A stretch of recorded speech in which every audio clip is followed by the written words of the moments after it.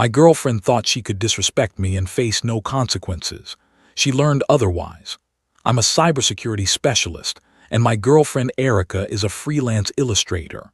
We've been together for 2.5 years, living together for the past 8 months. I thought things were solid between us, but apparently I was dead wrong. 3 nights ago, I woke up around 2 a.m. to use the bathroom and noticed Erica wasn't in bed. She wasn't anywhere in the house either. No explanation, no heads up, just gone at 2 a.m. on a Tuesday night.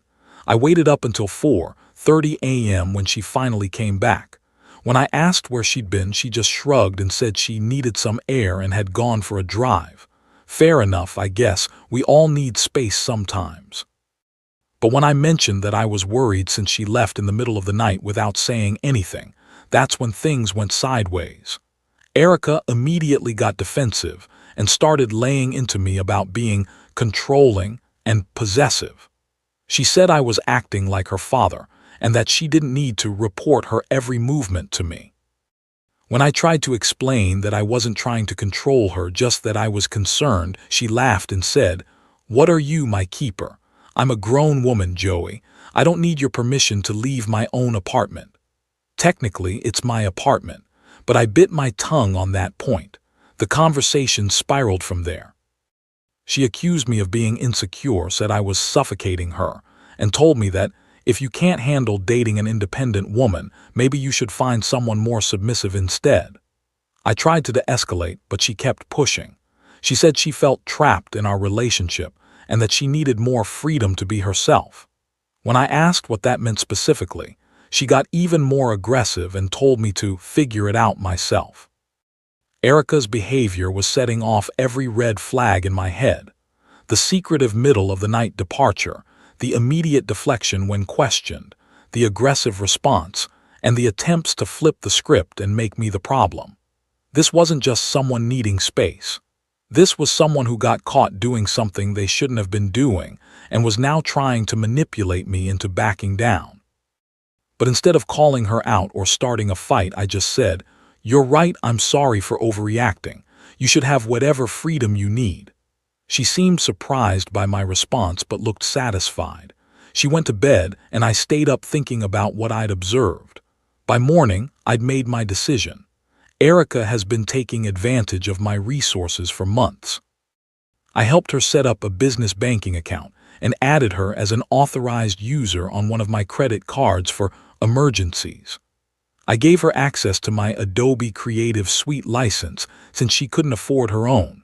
I even set up a secure cloud storage system for her artwork and client files. Most importantly, she's been living in my apartment, sleeping in my bed, eating food I buy, using utilities I pay for, all while contributing maybe $300 or $400 a month and acting like she's doing me a favor. If Erica wants independence and freedom from my controlling behavior, then she can have exactly that. So yesterday morning, after she left for a client meeting, I began cutting off her access to everything. Changed all the passwords. Removed her from the credit card. Canceled her access to the software licenses. Backed up her files from my cloud storage and prepared them for transfer, then removed her access. But the masterstroke was calling her father. Colonel Richard Hayes is a retired Army officer who's known for being a strict, no-nonsense type of guy. Erica has mentioned multiple times how much she hates his military mindset and how she could never move back home because she can't stand living under his roof again. I called him yesterday afternoon and explained the situation. Colonel Hayes listened quietly and then said, "I'll drive up tomorrow morning to collect her and her things. It sounds like she needs to remember some lessons about responsibility and respect." The way he said it made it very clear that Erica's homecoming wasn't going to be comfortable. I changed the locks on my apartment yesterday evening. Erica came home around 8 p.m. to find her key didn't work. When she called me, I calmly explained that since she'd made it clear she felt trapped in our arrangement and needed freedom, I was helping her achieve that goal. I told her that her father would be arriving in the morning to help her transition to her new living situation. The silence on the other end of the phone lasted about 15 seconds. Then she absolutely lost it. She started screaming about how I couldn't just kick her out, and how I was being vindictive and cruel. She demanded I let her back in immediately and said I was ruining her life over nothing. I told her she could collect her personal belongings once her father arrived, and that I'd prepared all her work files for transfer to whatever storage solution she preferred. I wished her well and hung up. She called back 6 times. I didn't answer. This morning, Colonel Hayes showed up right on time with a U-Haul trailer. Erica was with him, looking like she hadn't slept at all. She tried to argue with me about letting her stay just a few more days to find somewhere else to live, but Colonel Hayes cut her off and told her to focus on packing because they had a long drive ahead of them.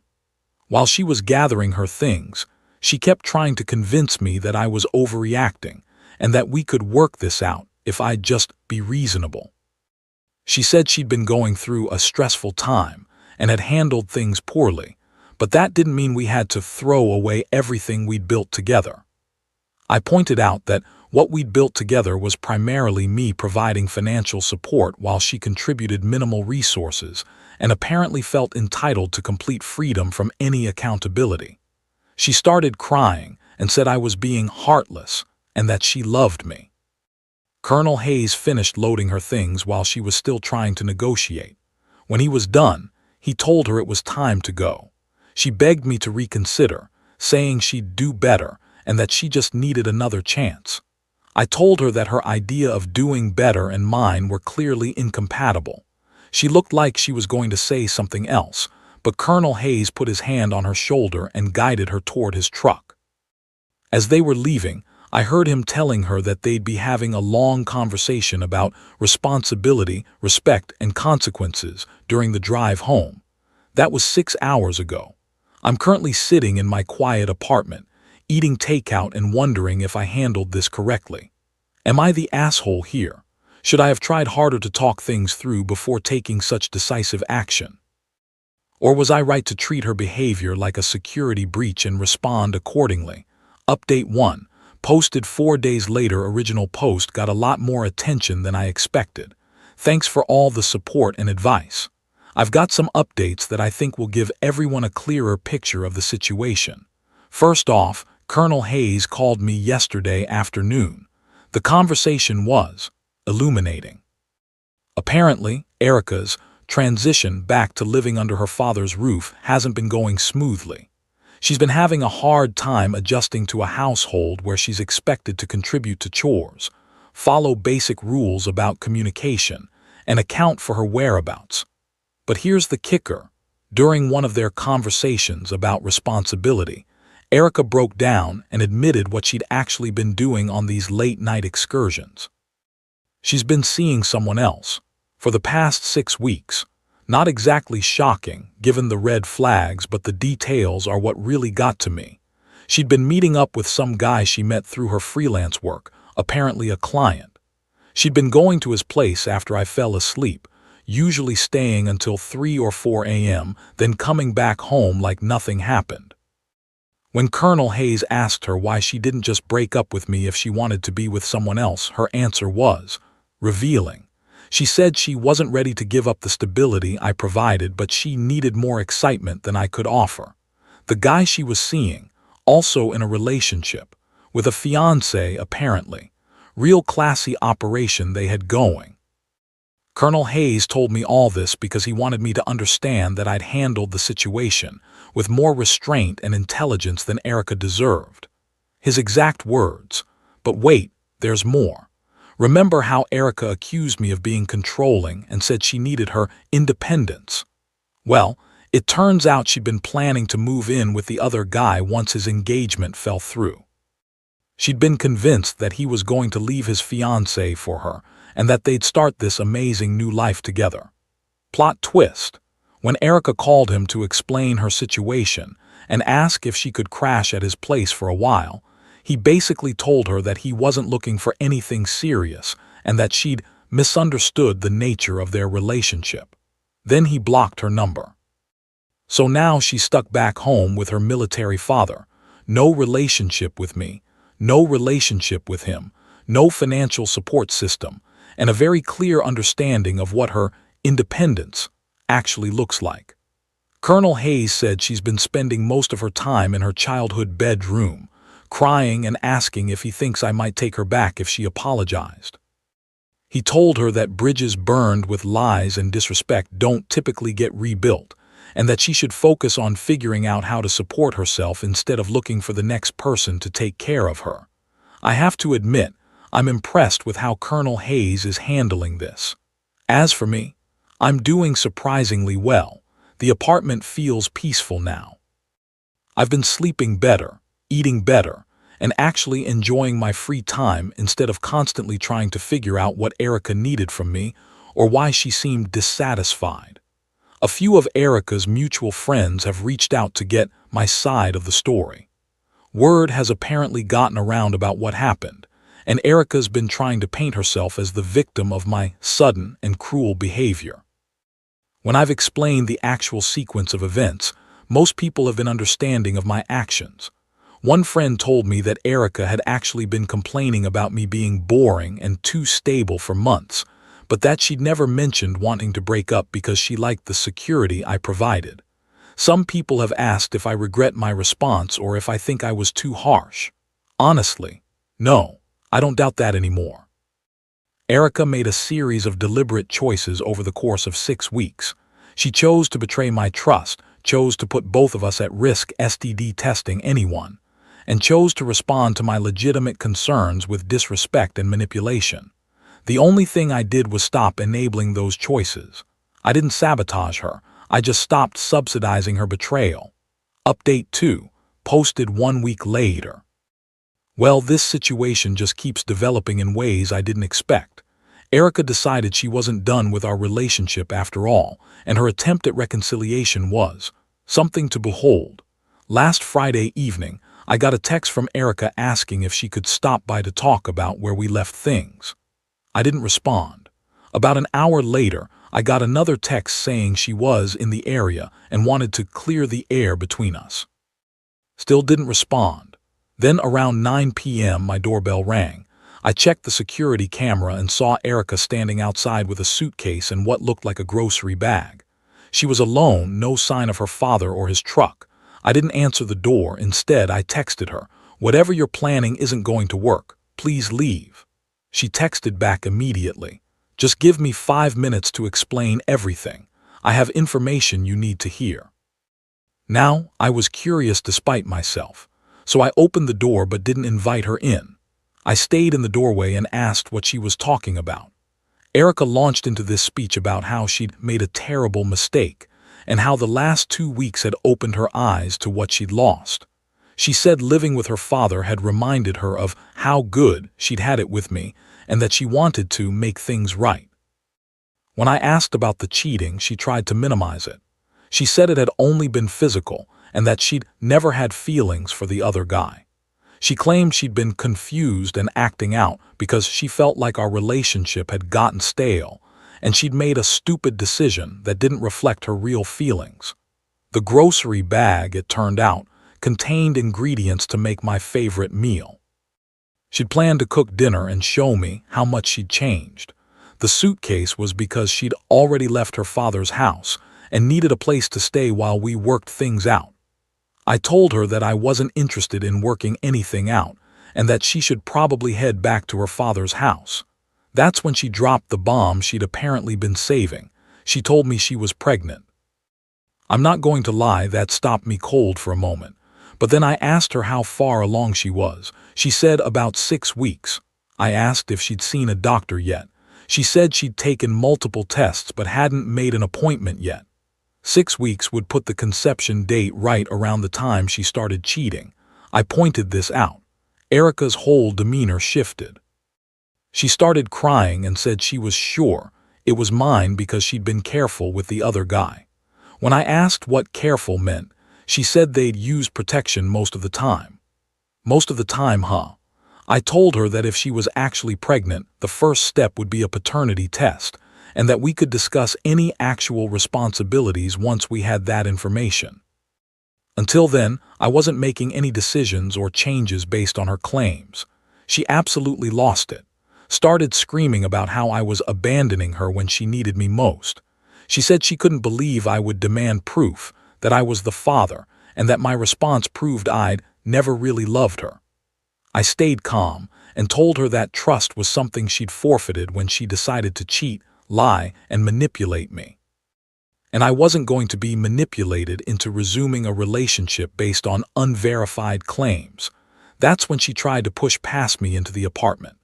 I blocked her and told her she needed to leave immediately or I'd call the police.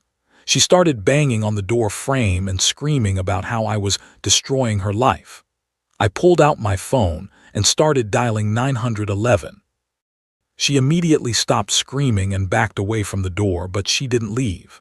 Instead, she sat down on the hallway floor and started crying dramatically, saying she was all alone and didn't know what to do. I finished dialing and told the dispatcher I had someone refusing to leave my property. While I was on the phone, Erica got up and started walking toward the elevator, dragging her suitcase and crying loudly enough for my neighbors to hear. The police showed up about 10 minutes later, but Erica was long gone by then. The officers took a report and gave me a case number, but said that unless she came back and caused more problems, there wasn't much else they could do. About an hour after that, I got a call from Colonel Hayes. Erica had apparently shown up at his house around midnight, hysterical and claiming I'd thrown her out on the street when she tried to reconcile with me. She told him about the pregnancy claim and said I'd refused to take responsibility for my child. Colonel Hayes asked her some pointed questions about the timeline and circumstances. Apparently, when Erica couldn't give him a clear answer, he'd taken her phone and discovered that she'd been texting with multiple guys over the past week, apparently trying to line up backup options in case her reconciliation with me didn't work out. When Colonel Hayes confronted her about this pattern of deception, Erica broke down and admitted that she'd lied about the pregnancy. She said she'd been desperate and thought it might convince me to take her back. She'd taken photos of positive results she'd found online, planning to use them as proof if I asked for evidence. Colonel Hayes was not pleased. He told me that Erica would be returning to live with him, but under much stricter conditions this time. He said she'd clearly learned nothing from her previous consequences and needed more structured guidance. He also said that Erica was no longer allowed to contact me directly, and that any future communication would go through him first. He didn't think there would be any future communication, but wanted to establish the boundary clearly. So that's where things stand now. Erica is back at her father's house, grounded like a teenager, and apparently facing some serious consequences for her continued lying and manipulation. I have to say, I'm impressed by how consistently Erica has validated every decision I made in this situation. Every time I've thought maybe I was too harsh or acted too quickly, she's done something that proves I was actually too lenient. Final update. Posted 3 weeks later. I wasn't planning to post another update, but the way this situation has finally resolved is too perfect not to share. About a week after my last update, I got a call from Colonel Hayes with some interesting news. Erica's lies had started affecting more than just our relationship. They'd caught up with her professionally as well. Remember the client she'd been having an affair with? Well, it turns out Erica had been doing more than just sleeping with him.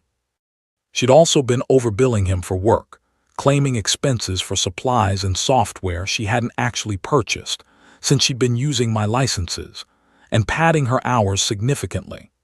The guy's fiancé had discovered the affair and in the process of investigating, had also uncovered the billing irregularities. She works in accounting and knew immediately that something was off when she reviewed Erica's invoices. They reported Erica for fraud. Not only that, but during the investigation, it came out that Erica had been using a similar billing scam with at least 3 other clients. She'd been systematically overcharging freelance clients while using my resources to complete the work, then pocketing the difference. She'd essentially been running a small fraud operation while living under my roof and using my infrastructure. The total amount she'd stolen was around $8,000 across multiple clients over the past year and a half. Not a huge sum, but definitely enough to constitute serious fraud charges. When the investigation started, Erica apparently panicked and tried to pin some of the blame on me. She told investigators that I had pressured her to inflate her billing and had been taking a cut of her fraudulent charges. She claimed I was the mastermind behind the whole operation and that she'd been afraid to refuse my demands. This was a spectacular own goal on her part because it prompted investigators to look into my finances and digital footprint. What they found, of course, was a completely clean record, evidence that I'd been financially supporting Erica rather than taking money from her, and digital logs that proved I'd had no access to or involvement in her client communications or billing. The investigators actually apologized to me for having to look into my finances and said it was obvious within about an hour that Erica's accusations were desperate lies from someone trying to avoid responsibility. Erica has now been charged with multiple counts of fraud and one count of filing a false police report for trying to blame me. Her court date is next month, and according to Colonel Hayes, she's likely looking at significant fines, restitution payments, and possibly even jail time depending on how her case goes. But wait, there's more. The whole investigation triggered a review of Erica's other business dealings, and it turns out she'd been cheating on her taxes for years. She'd been underreporting her income and claiming business expenses for things she never actually purchased again, using my resources instead. The IRS is now involved, and Erica owes back taxes, penalties, and interest going back 3 years. The total is somewhere around $15,000, according to Colonel Hayes. Meanwhile, I'm sitting in my peaceful apartment, enjoying my financial stability, my clean legal record, and my quiet evenings without constantly wondering what lies I'm being told or what manipulation is coming next. The best part, Erica apparently asked Colonel Hayes if he thought there was any chance I might be willing to help her with the legal fees, since this all started because of our relationship problems. His response, according to him, was, "Erica, you committed fraud while living in his house, using his resources, cheating on him, and lying to his face. Then you tried to blame him for your crimes when you got caught. If you think he owes you anything other than a restraining order, you're even more delusional than I thought." Erica's lawyer, a public defender, since she can't afford private counsel, has apparently advised her to plead guilty and throw herself on the mercy of the court. The evidence against her is overwhelming, and her attempt to blame me actually made things worse by adding the false report charge. Colonel Hayes told me that Erica has finally stopped asking about reconciliation and started asking about bankruptcy lawyers instead. He said this was probably the first realistic assessment of her situation she'd made in months. I'm actually grateful this all came out when it did. If Erica had been more careful or if I'd been more gullible, I could have spent years unknowingly subsidizing fraud while being cheated on and manipulated. Instead, I got a clean break, and Erica got the consequences she'd been avoiding. Thanks for all the support and advice, Reddit. I officially close this chapter of my life now. Edit. A few people have asked about whether I'm worried about Erica trying to retaliate or cause more problems for me. Colonel Hayes has made it clear to Erica that any attempt to contact me or interfere with my life will result in her losing his support completely, and with criminal charges pending, she can't afford to make things worse for herself. And yes, I've considered getting a restraining order, but honestly, I don't think it's necessary. If anything changes, I'll take appropriate action, but right now Erica has much bigger problems than trying to bother me.